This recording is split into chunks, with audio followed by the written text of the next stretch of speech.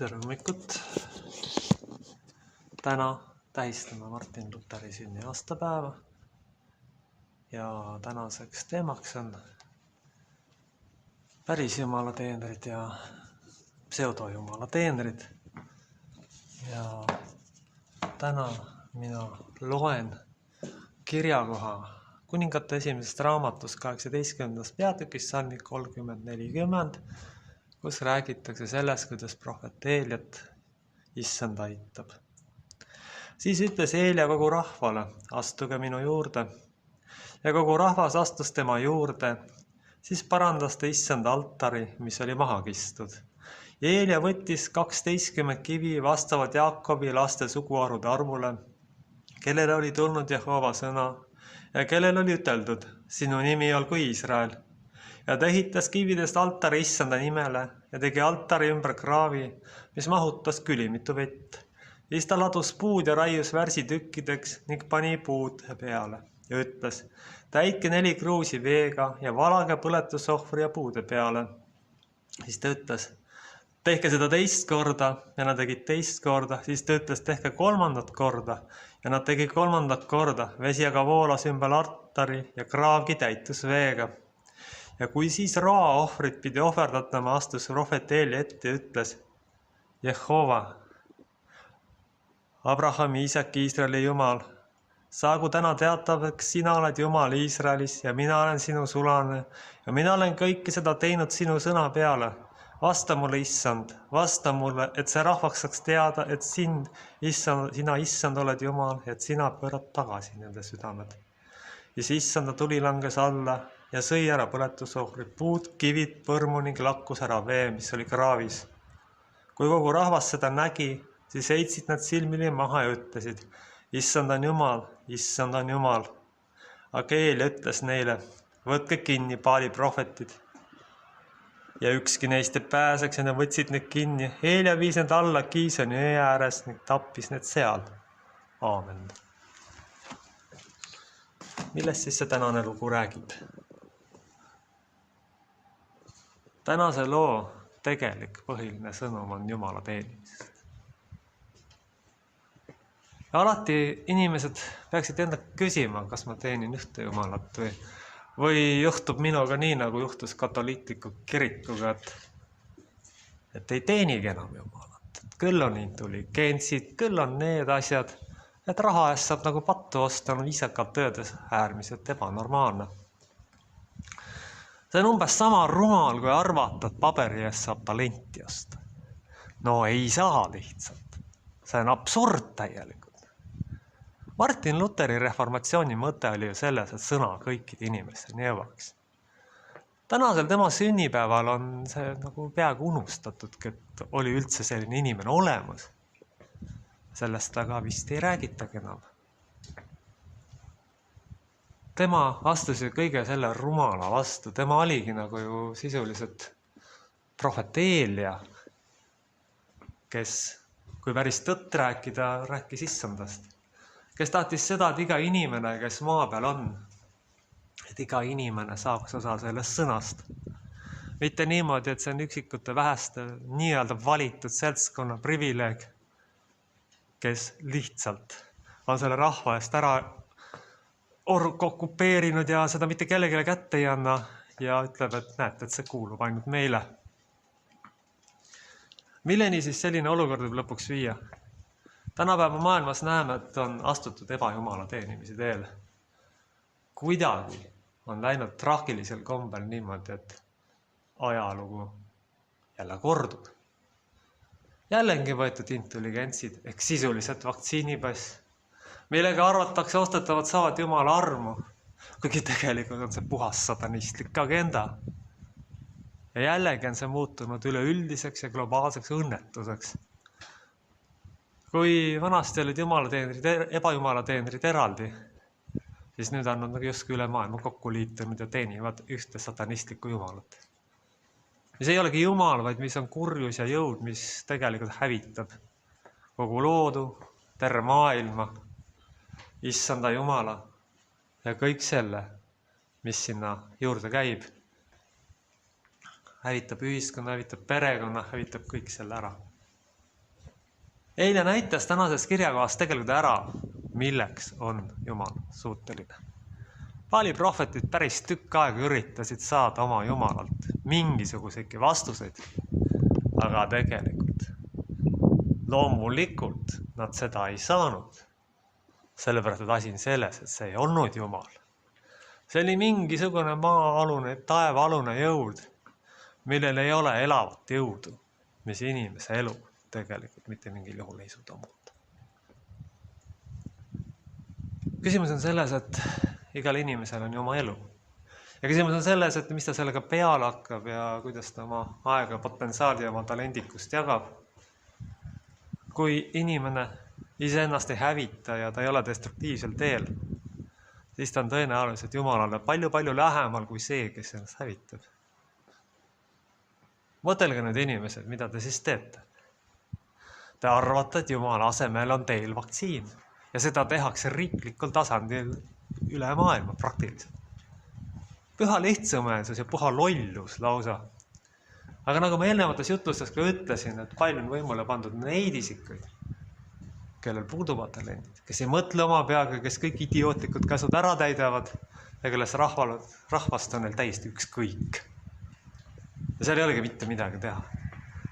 Esiteks, sageli pole neil talendikust. Teiseks, ei suuda nad rahvast juhtida. Ja nad on aidatud võimule kõikides organisatsioonides, kus see on vähegi võimalik.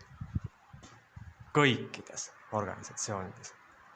See ei ole niimoodi, et ühes või teises või kolmandas on seda tegemata, et ei, see on üleüldine trend, et saaks oma kuritegelikku agendat edasi ajada. Kõige tähtsam on see nende jaoks.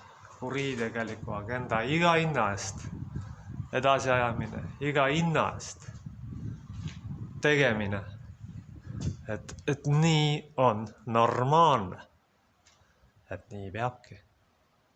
See on tegelikult tragöödia. See on suur tragöödia, mis tegelikult palju elusid, palju inimesi, palju ühiskondi lihtsalt ära hävitab. Ega ei tajutagi see, mis see kaasa toob. Kõik lukku keeratud ühiskonnad, kõik idiootlikud nõuded, mida jõustruktuuriga kaitstakse ja jällegi paljudes kohtades üle maailma, on tegelikult ilmselgelt mõeldud inimkonna hävitamiseks. Osa inimesi on sellest aru saanud ja sellele vastu hakanud ja on ka seda seltskonda, kes sellega õnneks pole kaasa läinud ja kes on säilitanud terve mõistuse ja kes selle idiotismiga ilma küsimusi esitamata kaasa ei lähe. Aga kui palju on siis neid, kes sellega lähevad kaasa? Neid on kahjuks ikkagi ka päris palju. Neid ei ole üldse mitte vähe. Neid inimesi, kes sellega kaasa läheb, ootab igavene hukatus ja sisuliselt surm. Mitte ainult füüsiline surm, mis on väike probleem hingesurma kõrval. Sest füüsiline surm, kui sul hing on korras, ei olegi väga halb variant, kui see aeg on ümber saanud. Ja sa oled oma maise teega ilusti ära käinud. Sellisel juhul ka see surm ei pruugi tulla väga ebameeldiva aja, vaid ta tuleb siis, kui inimese aeg sai täis. Ehk kui tema päevad tegelikult on juba loetud ja ta füüsis on väsinud. Aga teisel variandil, kui hing antakse saatanale, siis tegelikult juhtub see, et see surm tuleb palju varem. Ja siis külvab selline inimene täpselt seda õudust, mille peale tegelikult Martin Luther korralikult vihastas. Ja otsustas, et tema ei lähe selle lollusega lihtsalt kaasa. Tema ei lähe selle lollusega kaasa ja tema teeb asju teistmoodi. Ta teeb nii, nagu peaks tegema. Ta teeb nii, nagu on Jumala riigis ette nähtud, et sõna on kõikide inimeste jaoks, mitte üksikute tüüpide jaoks, kes on selle ära usupeerinud ja siis üritavad mingisugused oma tõlgendusi sinna panna, millele ta Jumala vaimuga tegelikult sageli midagi. Küsiks veel selliste asja, kuidas on võimalik teha dialoogiat ilma piiblita. No tegelikult ei olegi võimalik. Tegelikult ei olegi võimalik üldse mõista seda dialoogiat. Kui ikkagi dialoogile öeldakse, et piibli tsiteerimine on umbes ebanormaalsus, siis ei ole enam dialoogia. Siis on see mingisugune muu teadus või teadus, millel õige dialoogia pole mitte midagi pistmist. mis on selline paras õudus ja õnnetused, mis lõpuks mitte kuskile ei vii ja mitte midagi ei anna ja mis on täpselt samasugune asi, et intelligentsid ehk paberi eest on kellelegi antud võimalus teha midagi, aga tal ei ole lihtsalt talenti. Üks asi veel, mis ära unustatakse. Teoloogia ilma püha vaimuta ei ole teoloogia. See ei ole võimalik lihtsalt. Et inimene puhtalt oma mõistusega ei suuda sõna mõista. Ükski inimene ei suuda puhtalt oma mõistusega mitte iialgi sõnast lõpuni aru saada. Ükskõik kui tark, erudeeritud ja looduse poolest talendikas ta. Kui tuleb vaimuvägi, siis ta saab sõnast aru, kui tule, siis on see lihtsalt tühi targutamine. Ja mis mitte kellegile mitte midagi tegelikult ei ütle. See on iga ametiga ja niimoodi. Et ainult talent ja töö tagavad selle, et inimene selles ametis edukas. Mõlemad. Aga tänapäeva ühiskond ju prioriteediks on mingisugused ebajumala teenimised. Õigemini, mis on sellest veel tunduvalt hullem, mis käib sageli selle ebajumala teenimise kaasas, on destruktiivne käitumine. See ongi kõige hullem asi. Destruktiivne käitumine tegelikult hävitab kogu ühiskonna. See laseb kõik põhja ja siis hakatakse intelligentside meditsiini või jumal teab millest ostma endale tervist, ostma endale aega juurde, mida oleks võinud ju kulutada hoopis teistmoodi. Ja mis on veel kõige hullem, tänapäeva peavoolukirikud ei tegele enamasti inimeste hingega. Nad ei tegele peaaegu üldse mitte millegiga kohati. On kohti, kus tegelikult lihtsalt võetakse raha. Teenusest võetakse raha ja pannakse talenditud isikud sinna. Ja küsitakse kallist hinda ja isegi praegusel kriisi ajal tegelikult tehakse seda. Jah, ikka. Ja kahjuks ma pean ka siin kohal ütlema oma kulunud lause. Ja see ei ole ühe riigi probleem. See ei ole ühe rahva probleem. See on jälle siuke õnnetu, üldinimlik tragöödia. Keegi monopoliseerib asja ära ja siis võtab sinna omale kasulikud jüngrid tööle küsimata üldse sellest, et kas see süsteemi edasi viib või mida see üldse sellest. Ei, ikka monopoliseeri ära. Täpselt nagu katoliiklik kirik Martin Luteri ajal. Võtab intelligentsid, ükskõik mis lollus sa teed, kui sul on piisavalt raha, siis sa saad selle ära osta. Siis sa saad nii öelda pattuda andeks, kuigi tegelikult Jumal ainult naerab selle üle parimal juhul. Armu vastu ei võeta. Põhjuse tagajärje seadused unustatakse. Unustatakse ära ja mõeldakse, et näete, et see on normaalne, mismoodi asjad käivad. Et võtamegi omale kasulikud jüngrid tööle, süsteemi edasi ei aita ja lõpukokkuvõttes seda süsteemi ühel hetkel lihtsalt ei ole, kui sealt seda edasi andev liider. Ütleme nii, ta on ka ju inimene, eks ole. Ja see on paratamatult ühel hetkel lahkub siit maisest ilmast. Kui inimene elab 90 aastat ja kui ta lõpuni toimekas on, aga ikkagi ühel hetkel ta läheb minema. Ja siis on juhtunud selline tragöödia, et on kõik väärikad pärijad tegelikult minema ajanud. Ja need inimesed, kes ta sinna jätnud on, need ei suuda seda süsteemi mitte mingil juhul ja mitte mingisuguse valemiga edasi viia, sest nad on lihtsalt talenditud. Nad on lihtsalt talenditud, kes seal edasi tiksuvad ja kellest maailmal ei ole lõpuks mitte mingisugust kasu. Kes tegelevad mõttetustega, kes inimesi reaalselt üldse ei aita. Ja kellel ei olegi midagi jagada, sest need puuduvad talendid ja nad on ka veel katki korralikud. Jällegi üritatakse mingisuguste asjadega osta ehk intelligentsidega annat. See ei ole võimalik. Ja siis lastakse muu süsteem alla. Ja kui nüüd tuleb päriselt talendikas isik, siis hakatakse sellele takistusi tegema. Jälle ma rõhutan veel kord, see ei ole ühe riigi, see ei ole ühe kildkonna probleem, see on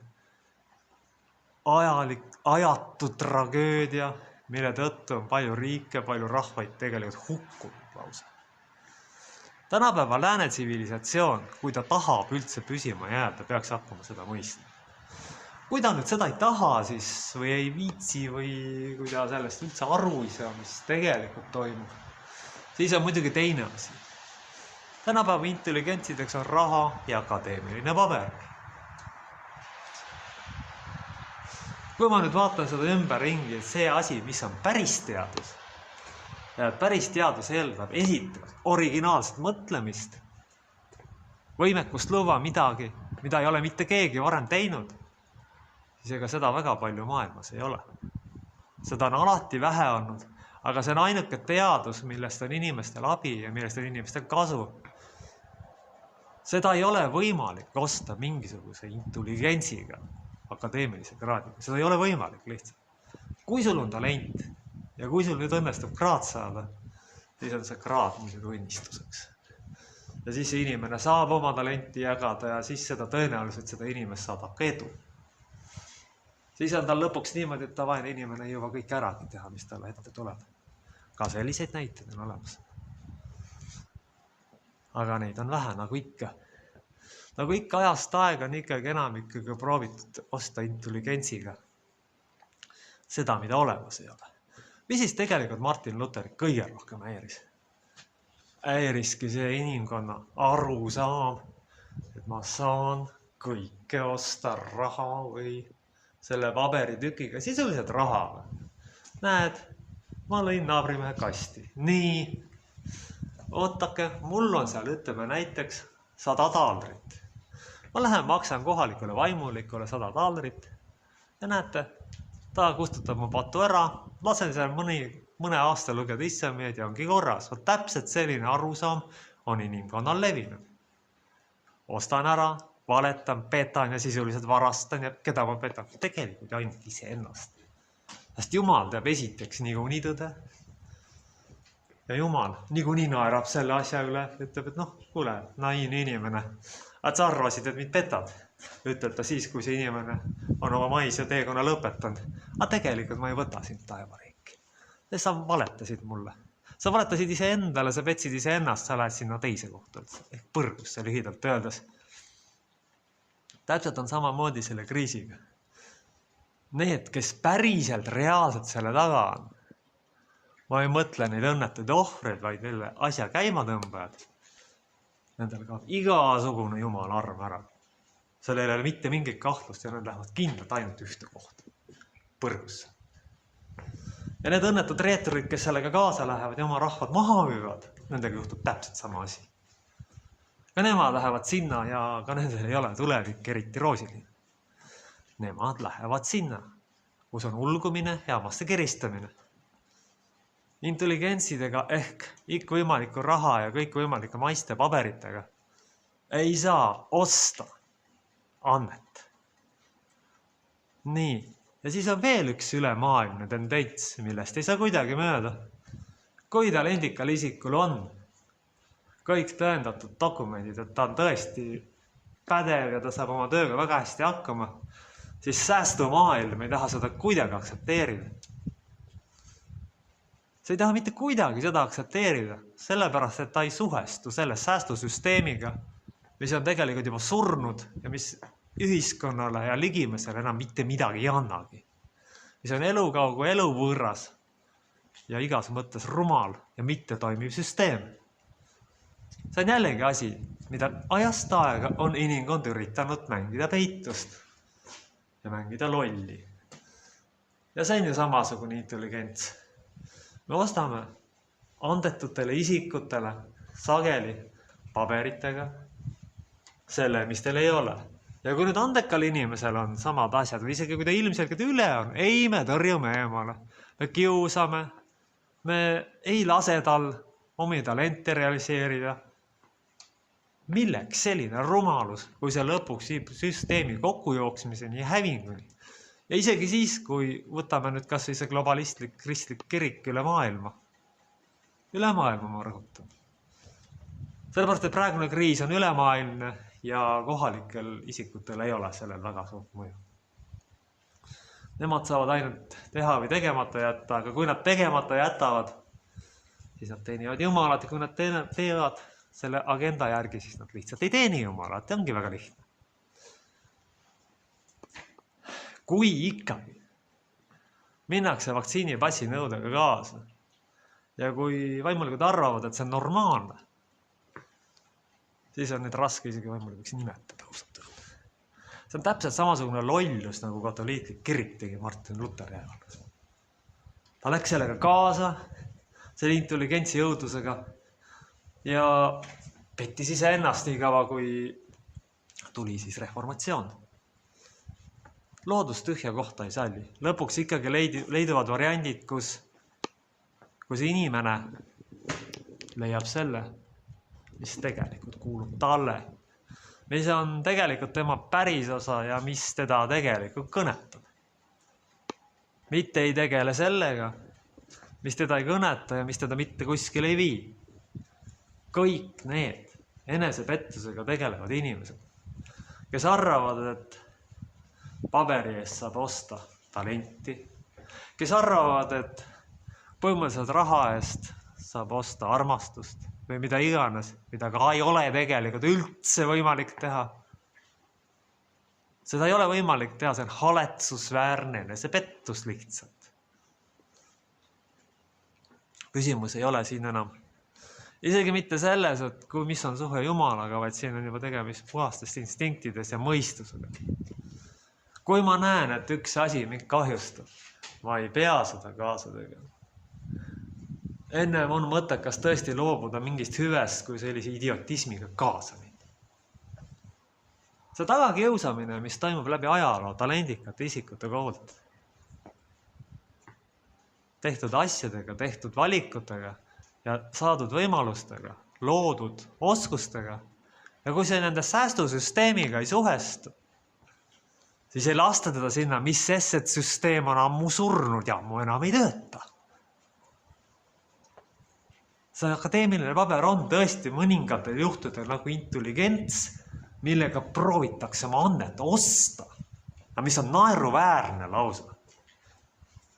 See on lausa naeruväärne sellepärast, et ei ole võimalik teha töömees pastorit ja ka vastupidi ei ole võimalik. Ei ole võimalik inimesel, kes ise katki on, kedagi aidata. See on ka täiesti välistatud, sellepärast, et see, mis on sinu sees, tuleb see ise inimese peale ja lõpuks hävitab hoopis selle, lõhub ja teeb kahju hoopis sellele isikule, mitte ei aita teda reaalselt. Aga ei, tiksujad arvavad, et ühesõnaga, et see on ikkagi äge ja tore, et meil on mingisugused säästujüngrid, kes meid teenivad. Mis sest, et see asi on kõik surnud ja mis sest, et peale selle isiku lahkumist maisest ilma see süsteem kukub ühel hetkel lihtsalt kokku ja sellega polegi nagu mitte midagi peale hakata. See on mõttetu ja mitte toimiv ja destruktiivne ja laus idiootne kogu ühiskonna jaoks. Sellepärast, et kui usk ei ole elav ja kui ta reaalselt abi ei anna, siis ta tegelikult ei olegi enam usk. Sest iga usk muutub varem või hiljem elavaks, iga usuga käivad kaasa varem või hiljem teod ja iga talendikas inimene lõpuks leiab oma koha ja võimaluse ja ka kuulajaskonna. Kui nüüd mitte talenditud isikud üritavad teda survestada, siis nad tegelikult teevad Jumala riigi vastase teo. Siis nad teevad lausa patu püha vaimu vastu. Ja seda Jumal juba nii lihtsalt andeks ei anna, kui ta üldse enam seda andeks olla. Sellega isikud peaksid arvestama. Ja see on igal erialal niimoodi. Kui sa paned talendikal isikul tee kinni, nagu Martin Luteriga üritati samamoodi teha, siis sellel on ühel hetkel mingisugused tagajärjed ka sulle endale. Me ei tea ju kõiki nende takistajate tagajärgi. Me ei tea seda, mis elu nad pärast elasid või mis nendest sai või mis nendega juhtus. Me ei tea ju tegelikult seda. Tänapäeva need õnnetud isikud, kes arvavad teadvat ja kes arvavad seda, et nad oma akadeemilise tsirkusega Jumal ära petavad ja küülikust ja jänesest tiigri üritavad teha, on lihtsalt tegelikult Jumala silmis naeruväärsed. See on naeruväärsus. See on tegelikult juba klaunaad sellisel juhul. Nad ei saa ise sellest aru, sest neil pole tegelikult piisavalt selleks talenti. See on kurb ja traagiline. Siin on tõesti raske nimetada ühtegi konkreetset nime sellepärast, et see on üleüldine ülemaailmne probleem. Me võime nimetada neid, nagu tsiteerides poliitik anti Poolametsa Lumumba ülikoolideks või Lumumba instituutideks. Ja siin on jällegi raske tuua esile nüüd ühte konkreetset asutust, sellepärast, et see on üleüldine tendents. See on üleüldine globaalne tendents ja selle taga on lihtsalt mis? Inimlik rumalus. Ei mitte midagi rohkem ega vähem, lihtsalt inimlik rumalus. Hirm, äkki, kui ma lasen enda ligi isiku, kes on talendikas, äkki võtab ta mu positsiooni ära. No okei, see risk on muidugi alati olemas, jah. Aga teine variant on see, et peale teie lahkumist ei olegi süsteemi, ei lähegi edasi ja lõpuks kukub kokku. See on umbes samasugune suhtumine, et peale meid tulgu või veeuputus ja mul on täitsa kama 2, mis kõigest sellest saama hakkab. See on täpselt samasugune suhtumine. Oi, näete, ma ei saa, ei või, ei taha edasi minna. Ma võtan omale jüngrid ja ma ei viitsi arendada ka midagi enam. Las nad tiksuvad seal, las nad teevad omi asju. Ja mina siis teen omi asju. Aga see inimene ei arvesta sellega, et see süsteem on kadunud. Need süsteemid, kus on olemas järeltulija, kes seda edasi kannab, need jäävad püsima. Asi on selles, et alati ei õnnestu vereliini kaudu leida talendikud järgest. Mõnikord see tõesti õnnestub, et järeltulijal on sama talent või isal või isegi väga hästi läheb, ta on isegi antekam kui oma vanemad. Aga kahjuks pole see alati võimalik. Siis tuleb leida endale vääriline järeltulija, kes teie loodud süsteemi edasi kannaks, mitte intelligentsi eest osta seda, mida olemas ei ole. Kui me maalime jänesele triibud peale ja lükkame talle kassimaski pähe, siis no kuulge, ega ta kass selle pärast ei ole, nagu tänapäeva ühiskonnas üritatakse teha. Ja kui päris tegelane välja ilmub, siis kõik põgenevad ja siis kõik küülikud lähevad lihtsalt ringkaitsesse. Ja see on jällegi see asi, mida ei saa öelda, et see on ühe seltskonna või kilkonna probleem. See on nii inimlik rumalus, lühinägelikkus ja lollus, mis on ajalooline probleem. Ja selline Lumumba ülikooli mentaalsus. Ja see ei tähenda see, et see ainult ülikoolides on. See on ühiskondlik Lumumbandus. See on ühiskondlik ajalooline, aastatuhandete pikkuste traditsioonidega Lumumbandus. Ehe näide on sellest kuningas Saul, kes tegelikult Taavetid aastakümneid taga kiusas. Ja seal oli muidugi selge, et see inimene oli tegelikult, see isik oli tegelikult ju kurjast taimust vaevatud. See vaene mees tegelikult oli kurjusohver, nagu tänapäevalgi paljud need õnnetud hinged on tegelikult. Nad on tegelikult kurjusohvrid. Ja nad ei saa aru, mis nendega tegelikult toimub. Nad on kurjusohvrid ja kurjus on nad ilusti kätte saanud ja kurjusel on täiesti ükskõik, mis nendest saama hakkab. Teda ei huvita enam see, mis inimesest saab, vaid kurjust huvitab vaid see, kuidas teda teenida saab. Kuidas ta suhestub selle agendaga, mida kurjus tegelikult igal sammul püüab edasi anda. See on destruktiivne, enesehävituslik käitumine. See on seda, see on destruktiivne ja enesehävituslik käitumine. Seal ei ole enam midagi normaalset, seal on kõik muudetud üheks õuduseks. Üheks õuduseks, üheks piinaks ja üheks valeks, mis mitte midagi ei anna ja mis mitte kuskile ei vii enam kedagi.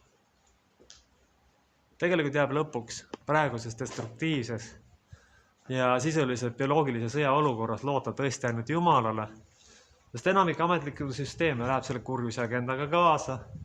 Enamik laseb ennast intelligentside ja raha eest ära osta, et oma rahvas ja rahvad reeta sõna otseses mõttes. Otseses mõttes ja kõik prügikasti saata, kõik ära hävitada, sest see on ühe autisti unistus. Aga meile jääb ikkagi Jumal ja kui me Jumalast kaugemal oleme, meile jääb oma südametunnistus ja terve mõistus. Ja seda tulebki siis järgida. Nii lihtsalt see on. Andku siis issand meile tarkust, õnnistust ja vaimu juhtimist. Ja ma palun siis kõik selle, mis on meile kallis, tähtis ja oluline, issand antud sõnadega issanda kätte. Meie isa, kes sa oled taevas, pühitsetud olgu sinu nimi, sinu riik tulgu, sinu tahtmine sündigu, nagu taevas, nõnda ka maa peal. Meie igapäevast leiba anna meile tänapäev ja anna meile andeks meie võlad, nagu meiegi andeks anname oma võlglastele. Ja ära saada meid kiusatusse, vaid päästa meid ära kurjast. Sellepärast, et sinu päralt on riik, vägi ja au igavesti. Aamen. Kaitsku ja hoidku meid püha kolmainus Jumal. Aamen.